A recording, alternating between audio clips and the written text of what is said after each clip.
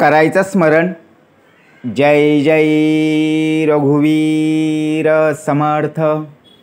श्री समर्थ कृपेने आज उत्तमाचा दिवस, वार रविवार, 6 जुलै 2025. फार फार उत्तमाचा दिवस, सामर्थ्याचा दिवस, देवशयनी आषाढी एकादशी. दिवस फार उत्तमाचा आहे, सामर्थ्याचा आहे. समर्थ म्हणाले, आषाढी एकादशी म्हटलं की डोळ्यासमोर येते ती पंढरपूरची वारी. एकादशीचं विशेष महत्त्व पाहायला जर गेलो, ही भूमी संतांची. ज्याप्रमाणे बोलावा विठ्ठल, पहावा विठ्ठल, करावा विठ्ठल जीवाभाव, या अभंगाची प्रचिती आज प्रत्येक वारकरी आणि विठ्ठल भक्त बघा नित्य नियमाने घेत असतो. दिवस उत्तमाचा आहे, सामर्थ्याचा आहे. कारण या भूमीमध्ये आपण जन्माला आलो, हेच खरं महत्भाग्य. कारण आषाढी एकादशी, ज्याला आपण देवशयनी एकादशी आणि पद्मा एकादशी म्हणूनही ओळखलं जाऊ शकतं. ज्याप्रमाणे आषाढी एकादशीला भगवान विष्णूची पूजा केली जाते, उपवास केले जातात. कारण आपण केलेले पाप, त्या सर्व पापांचं निवारण होत असतं आणि मोक्षप्राप्ती होत असते. ज्याप्रमाणे आषाढी एकादशी म्हटलं की वारकरी संप्रदायांसाठी प्रत्येक दिवस महत्त्वाचा असतो. प्रत्येक जिल्ह्यातून, प्रत्येक गावातून, प्रत्येक शहरातून मोठ्या संख्येने वारकरी पंढरपूरला विठ्ठलाच्या दर्शनासाठी जात असतात. आपण बघा प्रत्यक्षपणे निर्जली उपवास करत असतो. ज्याप्रमाणे विठ्ठलाचं नामस्मरण आणि भजन कीर्तन, त्याचप्रमाणे वारकरी संप्रदाय सुद्धा पंढरपूरला विठ्ठलाच्या दर्शनासाठी पायी प्रवास करत असतात. अनेक जण निघालेले आहेत, प्रवास करत आहेत. बघा प्रत्यक्ष कुठून कुठून लोक पंढरपूरला दर्शनासाठी ज्याप्रमाणे निघालेले आहेत आणि आज पोहोचतील. म्हणजे विचार जर केला, ज्याने संपूर्णपणे नरदेह आपल्याला प्राप्त करून गेला, त्या भगवंताचं स्मरण, भगवंताचं कीर्तन आपल्या मुखामध्ये असणं गरजेचं आहे. चालवणारा तोच आहे, फक्त श्रद्धा आणि विश्वास असणं बघा प्रत्यक्षपणे आपल्या हातात आहे. दिलेल्या भगवंताचं स्मरण आपण किती करत आहोत, भगवंताचं स्मरण आपल्या मुखामध्ये किती आहे. कारण ही संतांची भूमी आहे. पुन्हा पुन्हा समर्थ का म्हणाले, या संतांच्या भूमीमध्ये आपला जन्म झाला. जरी आपल्याला बघा पंढरपूरला जाता आलं नाही, तरी आपला देह आपल्याला बघा साथ देत नाही. आपला देह आजारी आहे. घरातील सर्व मंडळी पंढरपूरला गेलेले आहेत, परंतु आपला देह हा पलंगात बसलेला आहे. कारण शरीर साथ देत नाहीये, आजारपणामध्ये ग्रासलेला आहे. मग पंढरपूरचा विठुराया कधी कोपेल का हो? नाही. कारण विश्वास असणं गरजेचं आहे. कशाला जातोस दूर, इथेच आहे पंढरपूर, ही संतांची शिकवण आहे.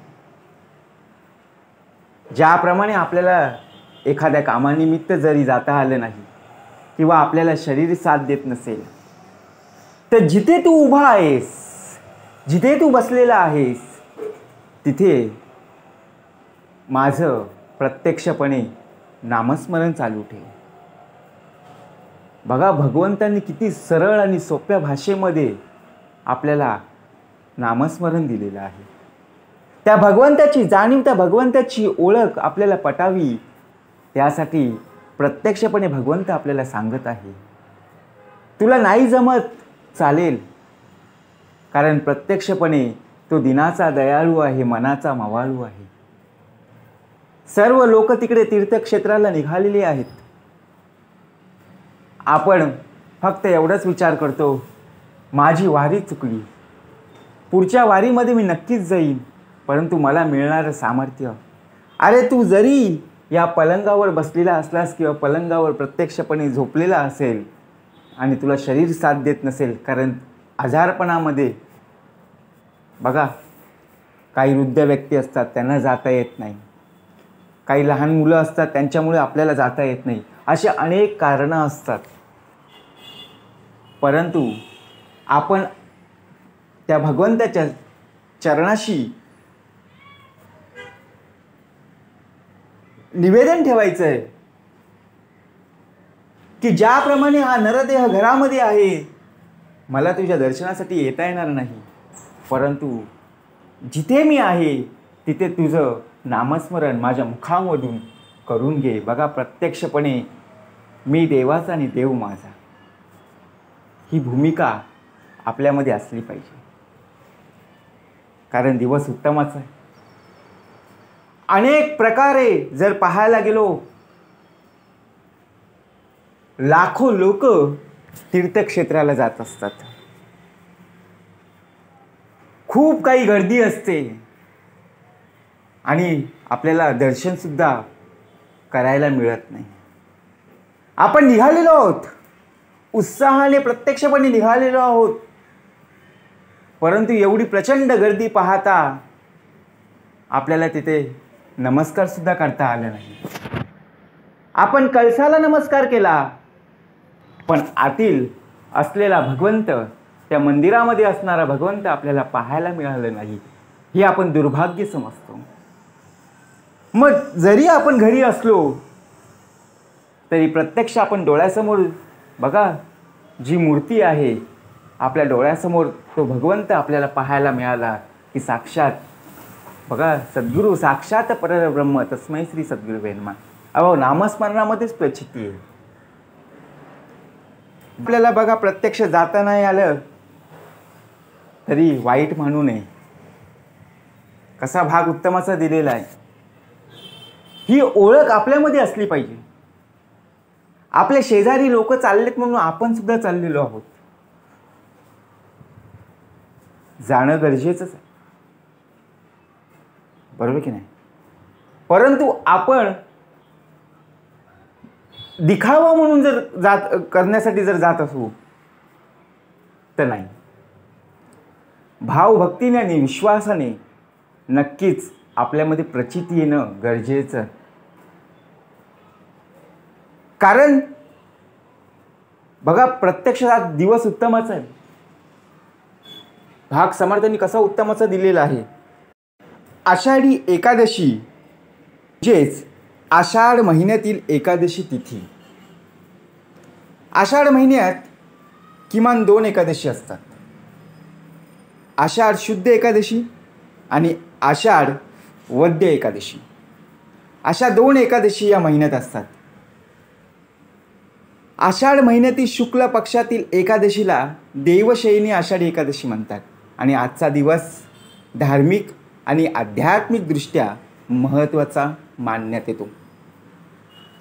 कारण प्रत्यक्ष पाहता देवशयनी एकादशी, स्मार्ताची एकादशी आणि भागवत एकादशी या चांद्रमास गणनेतील फरकामुळे कळत असतात.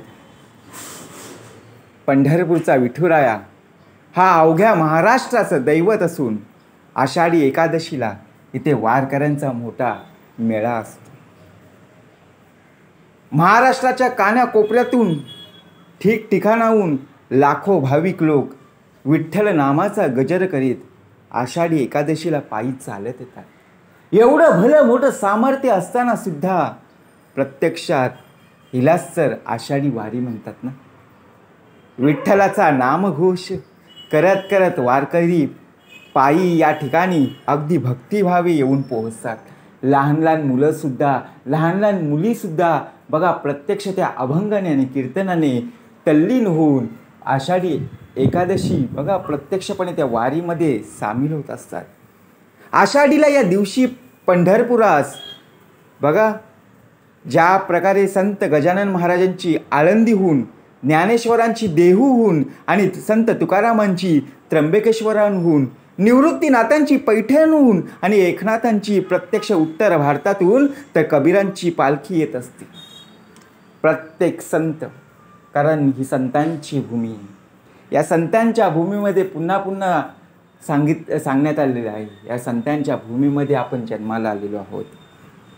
म्हणून आषाढी एकादशीच्या व्रतामध्ये सर्व देवतांचं तेज एकवटलेलं असतं. म्हणून सर्व व्रतांमध्ये आषाढी एकादशीच्या व्रताला अनन्यसाधारण महत्त्व आहे. पंढरपूरला अदृश्य भगवंताच्या अस्तित्वाचा पुरावा तर मिळतोच, पण प्रत्यक्ष जर पाहायला गेलो ना, आपण आपली भक्ती ज्या करत असतो त्या प्रकारे आपण केलेली भक्ती त्या भगवंतापुढे, भगवंताच्या चरणी पोहोचते की नाही हे पाहायचं असतं. कारण समर्थ म्हणाले, प्रचिती बैसोची नाही. आपल्याला प्रचिती येणं गरजेचं आहे. जसं आपण एखाद्या दुकानामध्ये गेलो, त्या दुकानदाराकडून बघा प्रत्यक्ष आपण सामान घेतो, परंतु आपण त्याच्याकडून बिल मागतो. कारण निश्चय पावती मानव, बरोबर की ना. आपण पावती मागतो, बिल मागतो. सामान घेतलेलं आहे, वस्तू घेतलेल्या आहेत. मग तसंच भगवंताकडून काय अपेक्षित करायचं किंवा भगवंताला आपल्याकडून काय अपेक्षित आहे हे पाहणं गरजेचं आहे. म्हणून आजचा दिवस का महत्त्वाचा आहे पुन्हा पुन्हा समर्थ म्हणाले, कारण ज्या प्रकारे आपल्याला प्रत्येक सोयी उपलब्ध करून दिलेल्या आहेत, आपण सर्व नियोजन करून त्या तीर्थक्षेत्राला भेट देण्याचं आपण ठरवत असतो, परंतु ऐन टायमाला आपल्याला बघा एखादं काम निघतं. जरी आपल्याला पुन्हा जायला मिळत नसेल तरी भगवंताचं स्मरण आपल्या मुखामध्ये असणं गरजेचं आहे. वाईट वाटून घ्यायचं नाही आहे, कारण आजचा दिवस महत्त्वाचा आहे. आपण ज्या प्रकारे भक्तिभावाने भजन असो, कीर्तन असो, भगवंताचं नामस्मरण असो, परंतु आपल्या मुखामध्ये प्रत्यक्षात त्या भगवंताचं नामस्मरण असणं आवश्यक आहे. बोलावा विठ्ठल का सांगितलं, कारण लहान मुलं बघा प्रत्यक्षपणे त्या वारीमध्ये सामील झालेली आहेत. लहान मुली प्रत्यक्षपणे सामील झालेले आहेत आणि आपल्याला वाटतं की आपणच घरी आहोत. आपले घरातील आजी आजोबासुद्धा, वयोवृद्धसुद्धा प्रत्यक्षपणे तीर्थक्षेत्राला बघा प्रत्यक्षपणे पंढरीच्या पांडुरंगाकडे गेलेले आहेत, परंतु आपण घरीच आहोत. मग त्याचप्रमाणे आपल्याकडून सुद्धा भक्ती उत्तम प्रकारे झाली पाहिजे. आपल्याला जर साक्षात परब्रह्म जर पाहायचं असेल तर भगवंताचं स्मरण आपल्या मुखामध्ये असणं गरजेचं आहे. त्यातूनच आपल्याला प्रत्यक्षात प्रचिती नक्कीच येणार आहे. कारण प्रचिती विना बैसोची नाही. कारण प्रचिती आल्याशिवाय आपल्याला बघा जो भाव आहे, जयाचा भावार्थ जैसा, मनी नाही भाव आणि देवा मला पाव. त्याचप्रमाणे जशी तू भक्ती करत राहशील त्याचप्रमाणे श्रद्धा आणि विश्वास हे आपल्यामध्ये असणं गरजेचं आहे. म्हणून आजचा दिवस महत्त्वाचा आहे. आज प्रत्यक्ष पाहता जेवढं जास्तीत जास्त आपल्याकडून स्मरण होईल तेवढंच आपल्याला सामर्थ्य प्राप्त झाल्याशिवाय राहणार नाही. जय जय रघुवीर समर्थ.